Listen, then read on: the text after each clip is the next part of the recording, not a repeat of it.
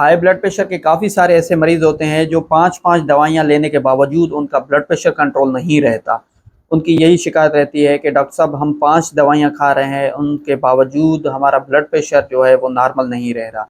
तो आज की इस वीडियो में हम यही बात करेंगे कि कोई भी इंसान अगर हाइपरटेंसिव डायग्नोस होता है और उसका ब्लड प्रेशर 5 दवाइयों के बावजूद कंट्रोल नहीं हो रहा, तो उसको कैसे मैनेज करना है।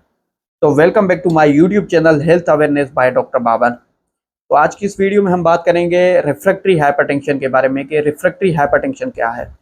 रिफ्रैक्टरी हाइपरटेंशन उस कंडीशन को कहा जाता है कि अगर किसी भी इंसान को हाइपरटेंशन डायग्नोस हो और उस इंसान का ब्लड प्रेशर 5 दवाइयों के बावजूद कंट्रोल ना हो रहा हो, इंक्लूडिंग डायोटिक्स, यानी कि जो पेशाब वाली दवाई है वो भी ले रहा है, उसके बावजूद उसका ब्लड प्रेशर कंट्रोल नहीं हो रहा।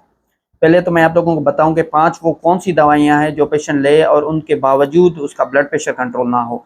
नंबर 1 पे एसी इनहिबिटर या एआरबीज, ये एक दवाई हो गई। सेकंड नंबर पे कैल्शियम चैनल ब्लॉकर्स।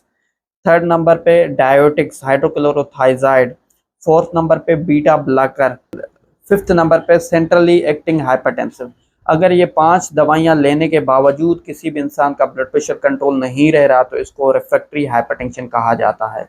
पिछली वीडियो में मैंने बात की थी रेजिस्टेंट हाइपरटेंशन की कि रेजिस्टेंट हाइपरटेंशन क्या होता है। तो अगर आप लोगों ने अभी वो वीडियो नहीं देखी तो नीचे कमेंट सेक्शन में आपको उसकी लिंक मिल जाएगी। सबसे पहले तो मैं आप लोगों को बताऊं कि ये रिफ्रैक्टरी हाइपरटेंशन होता क्यों है।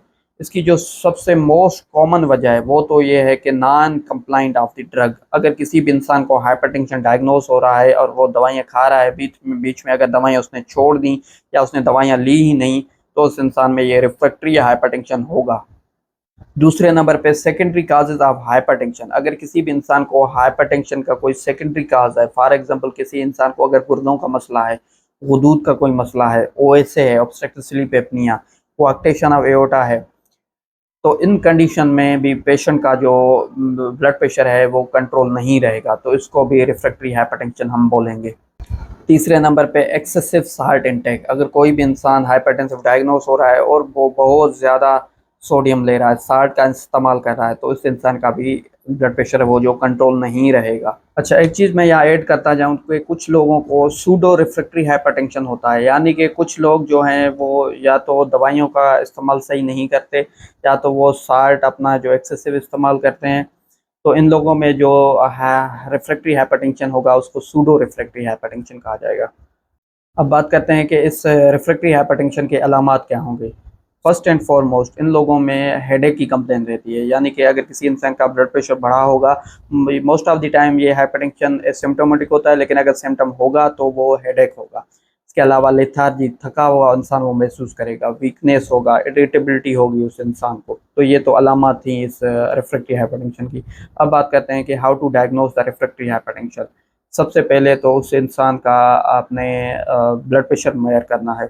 अब बहुत आम से अगर तो उसकी ब्लड प्रेशर की रीडिंग 160 और 100 आ रही है और उसके बाद पूछना है कि वो ड्रग की कंप्लाइंट तो ठीक है, यानी कि दवाइयाँ तो वो बंदा ठीक से ले रहा है।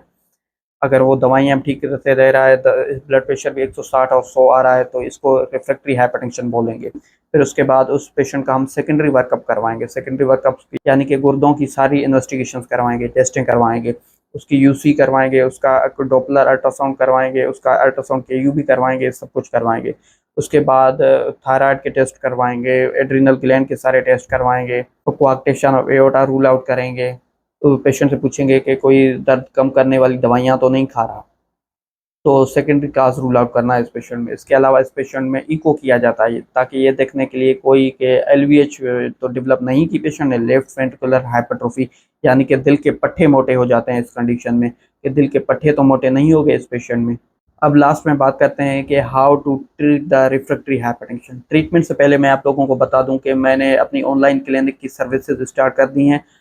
अगर आप लोगों में से कोई भी कार्डिक पेशेंट है और अपना वो दिल का मुआयना करवाना चाह रहा है, तो आप नीचे दिए गए हुए नंबर पे मेरे असिस्टेंट से रब्ता कर सकते हैं और अपनी अपॉइंटमेंट बुक कर सकते हैं।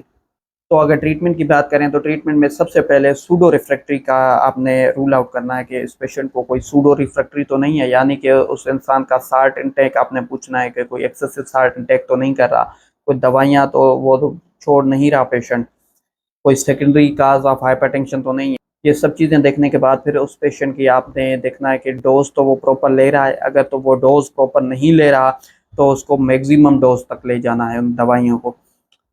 उसके बाद उस पेशेंट का जो साल्ट इंटेक है वो लेस देन 1 ग्राम पर डे करना है। अब मैं यहाँ बताता जाऊँ कि जो नॉर्मल हम ह्यूमंस हैं वो जो साल्ट इंटेक लेते हैं, डेली रिकमेंडेशन जो डोज है हमारी 6 ग्राम पर डे है, यानी कि 1 टेबल स्पून।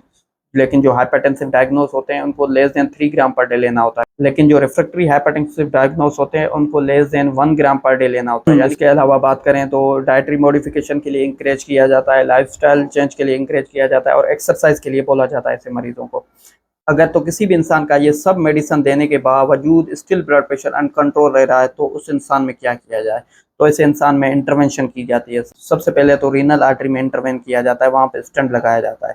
इसके बाद ऐसे लोगों में एवी फिस्टुला बनाया जाता है, तो उससे इन लोगों का ब्लड प्रेशर जो है वो कंट्रोल रहना शुरू हो जाता है।